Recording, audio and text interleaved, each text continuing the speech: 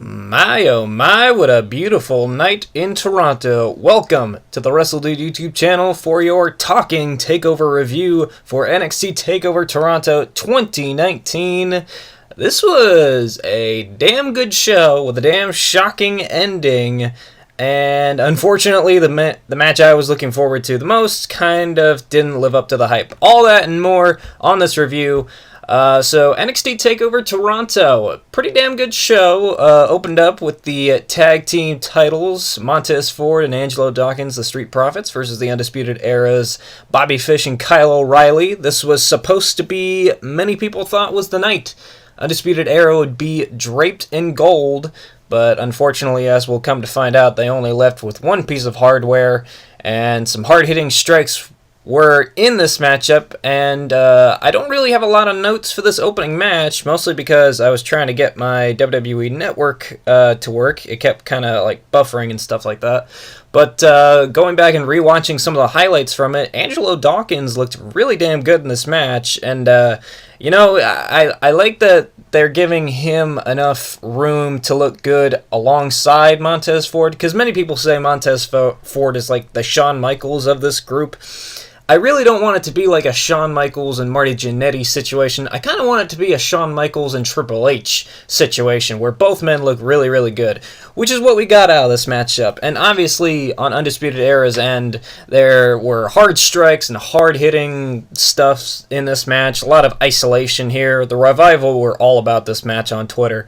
At some point in the match, Bobby Fish hits like this big, massive suplex from off the top rope, and O'Reilly follows it up with a knee drop onto, I believe, Montez Ford's knee, and then he gets him in a knee bar, but they're able to get out of it. And then the finish to the match comes. This is how many notes I got. I only got like 3 notes, and then I got the finish. The finish comes after Montez Ford makes the hot tag to Angelo Dawkins, and Dawkins hits these like 2 big spears on Fish and O'Reilly.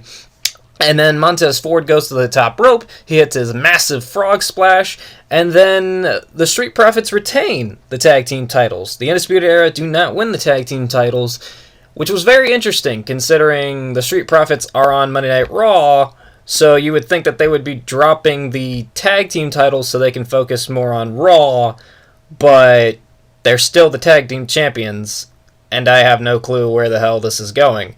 I was expecting Undisputed Era to pick up the tag team titles, you know? That was kind of weird, but, you know, takeover matches like this, they're still always great. The Street Profits having this big takeover victory, it was really good for them. I really liked the matchup. I might have to go back and rewatch the entire thing, like, beat for beat. But, you know, for what I saw, I was very impressed. And I wasn't even bummed out that I got that prediction wrong. Actually, how many predictions did I get right in this? Let's see. I got 1. I got 2. I got 2 predictions right. So 2 out of, what was it, 6? 1, 2, 3, 4, 5. Okay, 5. So 2 out of 5, not really good, but I mean, I'm still kind of bummed out for one thing that happened in this pay-per-view, which we'll get later on to. But first off, we have the first women's matchup of the night, Io Shirai versus Candice LeRae. Also, before I get into this matchup, I would like to mention, at some point during the show, I unfortunately didn't get any notes for this, Matt Riddle came out to the ring and cut a promo on Killian Dayne, telling him to come out and fight, and so Killian Dayne obliged. He came out and they brawled all on the stage. They were attacking security guards. We got a bro to sleep, or a go to sleep, onto one of the security guards from Matt Riddle. Killian Dayne follows it up with a big running crossbody, and then they both go flying off the stage through some tables along with another security guard. So that was basically their segment leading into their matchup, which I think they said was supposed to be taking place on NXT TV this upcoming Wednesday, which is the TakeOver Fallout episode. But I mean, if this brawl happened, I would imagine that that matchup is going to get pushed a little bit further. So, I don't know, we'll have to see when Wednesday rolls around, but, you know, that was a pretty fun segment. I enjoyed it. The security guard that got put through a table probably wishes now that he had ducked or, like, gotten out of the way. But, you know, I digress as we move into the first women's matchup of the night. So it's Io Shirai versus Candice LeRae, and this was the matchup that I really wish that the women's championship matchup had, but I'll talk a little bit more about that later. But this felt like a feud that's been going on for years and years, and many people are saying that this whole Candice LeRae storyline with Io Shirai was supposed to be for Kairi Sane, but since Kairi Sane is on SmackDown being wasted along with Asuka and even Paige as a part of this tag team, the Kabuki Warriors, they had kind of had to slot someone in her place, so they picked Candice LeRae, which I'm very happy for, considering for a long time all Candice LeRae was Johnny Gargano's wife. So I was happy to have her in this matchup with Io Shirai, who came out looking like a freaking demon out of hell, especially in her entrance, Io Shirai did, whereas Candice LeRae came out wearing all these bright colors, looking happy. Although she didn't start off the matchup very happy, she ran into the ring and they friggin' brawled starting off the matchup. A little bit later on in the matchup, we had Io Shirai hitting a big suplex onto Candice LeRae onto the announce table with all the covering and stuff like that still on it, so that was pretty cool. Match continues on, kind of skipping towards the finish here. Like I said, a lot of these matches I didn't really get a lot of notes for. But Candice LeRae actually kicks out of the Io Shirai moonsault, which I thought was very surprising. I thought that would have been the finish there. But this sets Io Shirai off. She's very pissed off. So instead of trying to capitalize and maybe hit another moonsault, she just keeps hitting all these huge moves, and Candice keeps kicking out, and eventually Io Shirai stops using moves that would lead to a pinfall, and she locks Candice LeRae in this Koji clutch move, and Candice doesn't tap out, but she passes out, and it gives Io Shirai the win, which kind of gave me hope that since the heel Io Shirai won here, it meant that maybe the babyface was winning the women's championship, leading on to another program later on down the line. But, even in defeat, Candice LeRae looked great here. We had a Poison Rana from her, which looked great. It's just happy to have a good Candice LeRae be able to show off what she can do rather than just being Johnny Gargano's wife. But this was a really good match. I really liked it. Up next, we had the second of 3 Undisputed Era matches of the night. The Velveteen Dream defending his North American Championship against Pete Dunn and Roderick Strong in a triple threat match. Velveteen Dream's entrance, he came out to I was going to say the Mighties music, but I meant the Mounties music, the Canadian police force, I'm the Mountie always gets his man, that kind of stuff. And it transitioned into this, Toronto Raptors, cheerleading squad dancing performance, which to be honest, I could live without. It would have just been cool if it just transitioned from the Mounties' whole entrance thing into Velveteen Dream's entrance, but, I digress. I don't really care. If I go back and watch this matchup, I can just skip through that part. But, if that dancing performance was so important, then I guess they had to have it in there. But, I'm not really going to pay it that much attention. But, Pete Dunn and Velveteen Dream start off the matchup staring at each other, and Roderick Strong kind of became a bit of an afterthought throughout this matchup, or at least in the beginning stages. Dunn and Velveteen Dream are staring at each other, and Roddy's just in the middle looking at both of them pay attention to me! And then they both start paying attention to him, because later on in the matchup, on the outside, Roddy starts destroying both men with backbreakers into the ring apron, into the barricades, and then Roderick Strong hits a Uranagi with Pete Dunn onto the back of Velveteen Dream, which was very cool. Later on in the matchup, Velveteen Dream pays some respect to Canada's own Bret the Hitman Hart by using the sharpshooter, but Pete Dunn's able to break it up with a missile dropkick. Now, this was another interesting point in the match. Velveteen Dream, he stopped Pete Dunn from possibly winning his championship because Pete Dunn hits the bitter end on Roderick Strong, and before the referee can make the pin, Velveteen Dream is distracting him, and he's distracting him so much, and before the referee's hand goes down for a 3 count, Velveteen Dream grabs the referee's hand so it can't hit the mat for 3. And I think it was Dave Meltzer who said, this makes the referees look stupid, which I kind of agree with, because if the referee's one hand is being stopped by Velveteen Dream, what's what's stopping the referee from just using his second hand and smacking the mat for 3? But, I mean, it was still a fun moment. And then the matchup ends after Roderick Strong hits the end of Heartache and tries to go for the pin. And Velveteen Dream breaks it up with the Purple Rainmaker elbow. And he pins Pete Dunne and wins the matchup. So Roddy wasn't even involved in the finish, which I guess could lead into a future matchup between Dream and Roderick Strong for the title, and then, I don't know, after that, Pete Dunne could be involved somehow.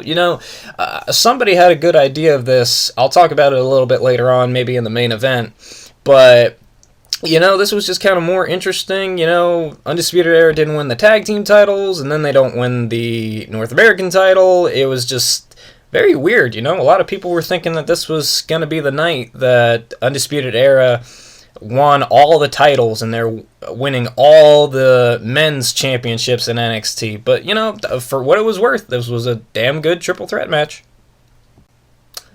Alright, and next up we have the NXT Women's Championship, Shayna Baszler versus Mia Yim, the matchup I was looking forward to the most. Mia Yim gets a very special entrance. She comes out to the stage and she's got this whole group with her. Think of it as like the WrestleMania entrance for John Cena at WrestleMania 25 when he had like all the John Cena lookalikes on the stage. It was kind of like that. Mia Yim had like all of her like people on the stage with like hats and bandanas on their face, which I thought was a good sign. But, if I'm being honest about this matchup, it didn't really kick into high gear like most of the matches did. And I don't know if that was just kind of the placement on the card. I mean, we just had that triple threat matchup for the North American title, and then we had a great women's matchup between Io Shirai and Candice LeRae. And then we get this match, and everything, the crowd just seemed very quiet for this matchup, except for like a couple of times. And I really do feel like, because this was like right before the main event, so I feel like they just kind of got the dead spot of the night. Like, this matchup was the bathroom break for everyone who was in the arena watching it, which really was a shame for me, because I was really hoping for a really good match out of this. So throughout the matchup, Mia Yim, she's targeting the arm of Shayna Baszler, just like she did for Marina Shafir and Jessamyn Duke, and this will kind of play into the finish later on. The crowd was just kind of really quiet, except for like one moment when they like popped really big was when Mia Yim hit this big code blue or code red off the top rope for a 2 count, which I thought was really, really good. It was just, the crowd didn't really get into it. There was a lot of hard strikes and a lot of crazy moments, but, I don't know, just nothing really started kicking into high gear. I mean, Mia didn't even get, like, a finisher off in this matchup, like, which really sucked for me. Like, she didn't even get, like, a good, like, chance, like, or near fall or anything like that. But the finish comes when Mia Yim gets caught in the Kirifuda clutch, but since she's been attacking Shayna Baszler's arm throughout all this, she grabs all the fingers of Shayna Baszler's arm and starts like bending them backwards, which allows her to try and get out of the hold. But since Shayna can't use her arms to use the Kirifuda clutch, she instead reverses it and gets Mia's head in between her legs and like starts choking her out with her legs in like a Kirifuda clutch situation. And then Mia taps out, which was kind of a bummer finish, because we've seen that kind of leg lock like before on like Raw and SmackDown and stuff like that. And normally that's just like a wear down submission or like a rest hold. And here it got used as a finish, which I was really ashamed to see. It really sucked. This kind of reminded me of the matchup Shayna Baszler had with Nikki Cross at, what was it, Takeover Chicago 2? It really sucks that someone that I'm a big fan of, like Mia Yim, got used as basically like a friggin' filler feud, because after this matchup was over and Shayna Baszler went to the back, there was a tweet from Bianca Belair on Twitter saying that she wants Shayna Baszler next, which, if they wanted Bianca Belair to be the champion, they should have done it a while ago. What was it, at TakeOver War Games last year? But, it just kind of sucks that,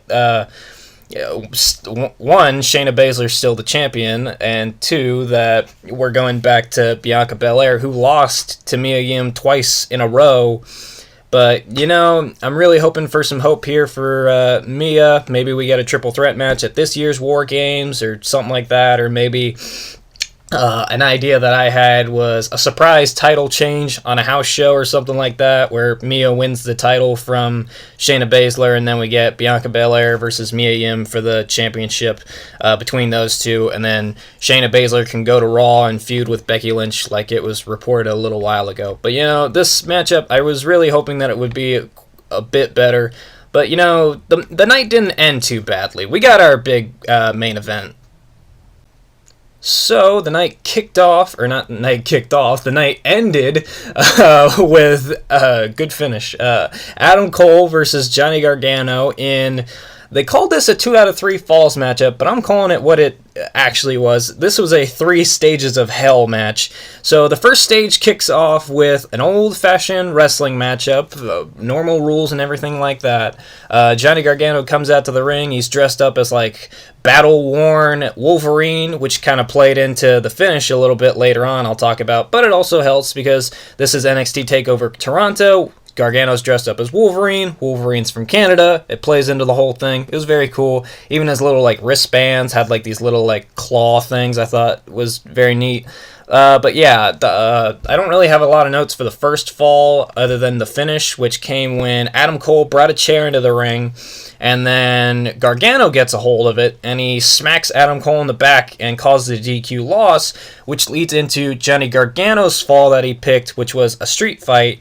Which the street fight basically consists of Adam Cole and Johnny Gargano brawling around the arena and stuff like that. At some point, they go through the barricade, which was good. Adam Cole gets thrown back into the ring, and Gargano introduces 2 tables into the ring, which play into the finish.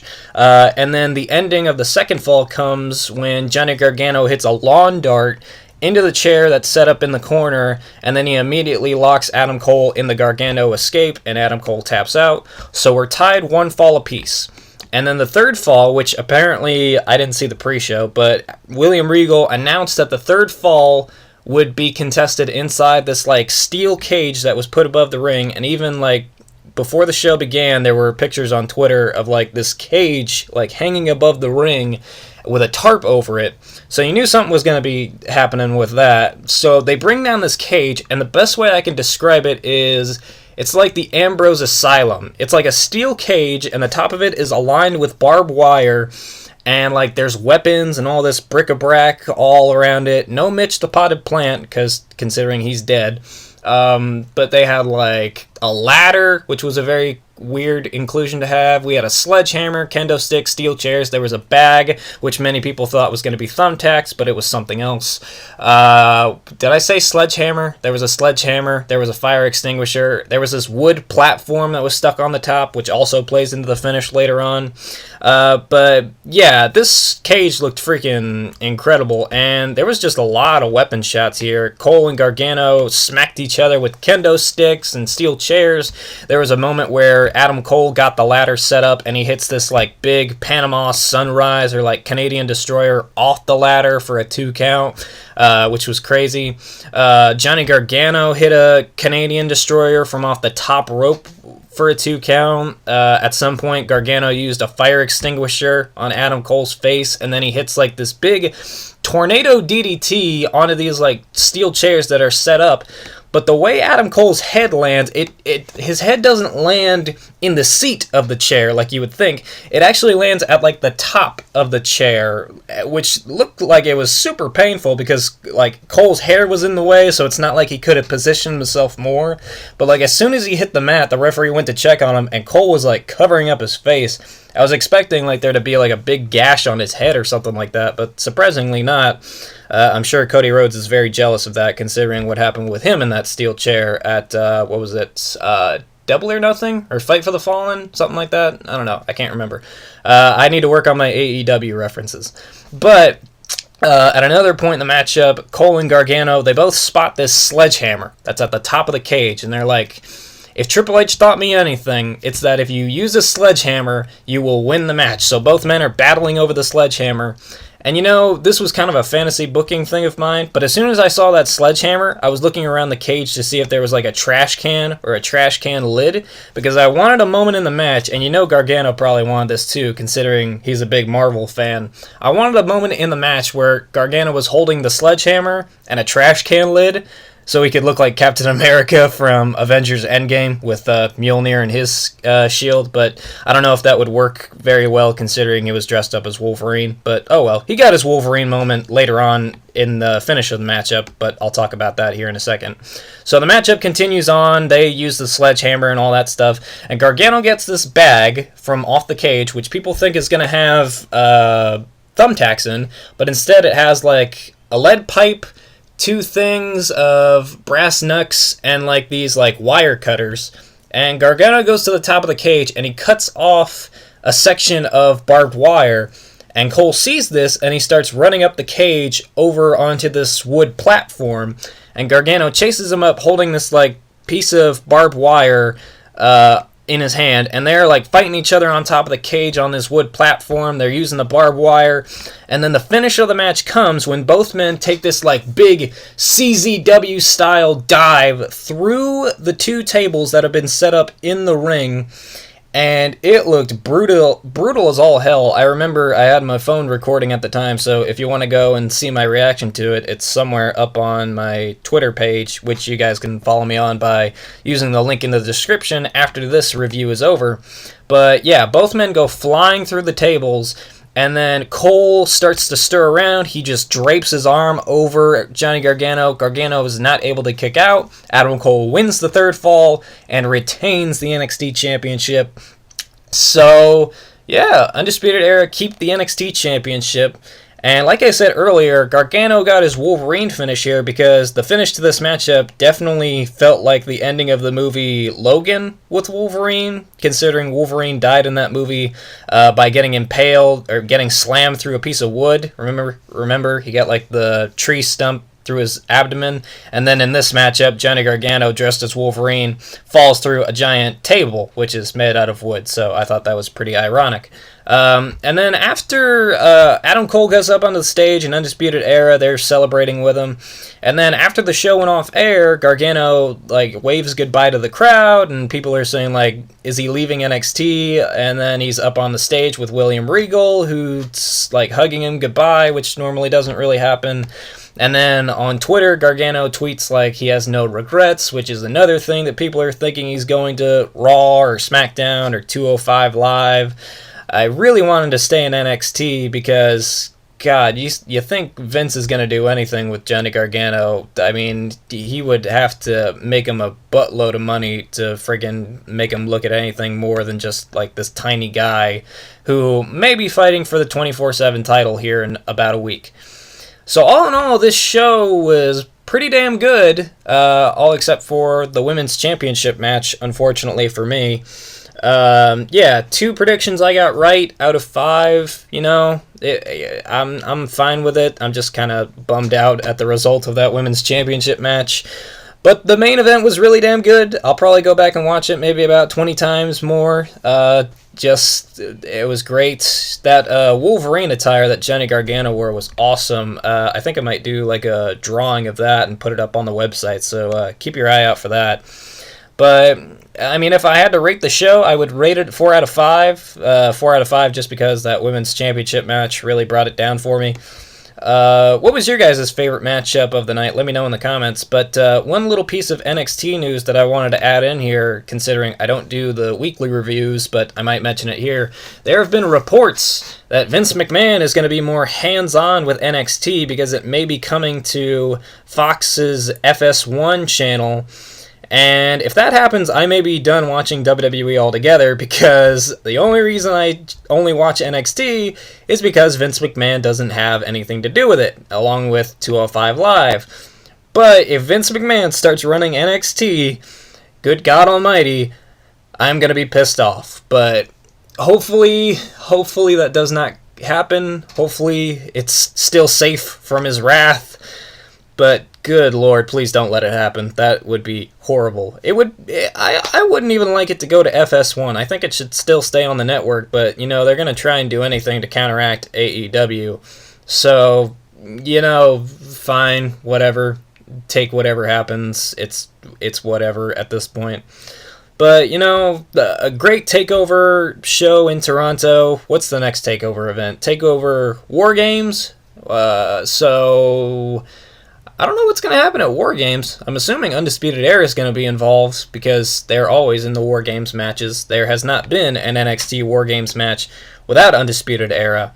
So, I don't know. Leave me your predictions. What do you guys think will be the main event for TakeOver War Games? And let me know what you thought of this show in the comment section. Thank you guys for watching this Talking TakeOver review for TakeOver Toronto 2019. And I'll see you guys next time. Thanks for watching. Click on your screen now to see more.